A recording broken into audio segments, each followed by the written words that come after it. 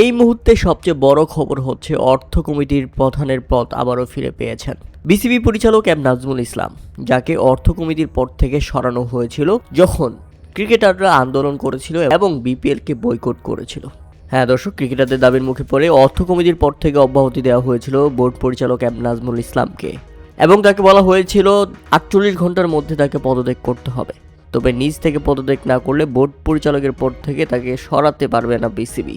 কিন্তু শেষ পর্যন্ত কি হলো? ক্রিকেটাররা আন্দোলন করলো, ক্রিকেট বন্ধ করলো, বিপিএল বন্ধ করলো, বিসিবি তাকে অর্থ কমিটি পদ থেকে সরিয়ে দিয়ে ক্রিকেটারদের মাঠে ফেরালো, ক্রিকেটাররা আবারও খেলা শুরু করলো। এরপরে এম নাজমুল ইসলাম বিসিবিতে আসলেন, মিরপুর স্টেডিয়ামে বসে খেলা দেখলেন, বিপিএল দেখলেন, বিপিএলের ফাইনাল শেষ হয়ে গেল এবং আবারও নিজের পদে বহাল থাকলেন।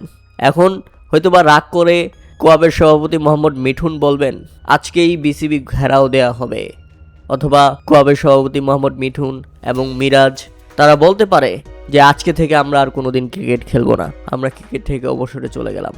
বিসিবি তোমরা এম নাজমুল ইসলামকে নিয়েই থাকো, আমরা তো ভালো না, আমাদের দরকার নেই। প্রিয় দর্শক, এ ব্যাপারে আপনাদের মতামত অবশ্যই আমাদের কমেন্ট করে জানাবেন।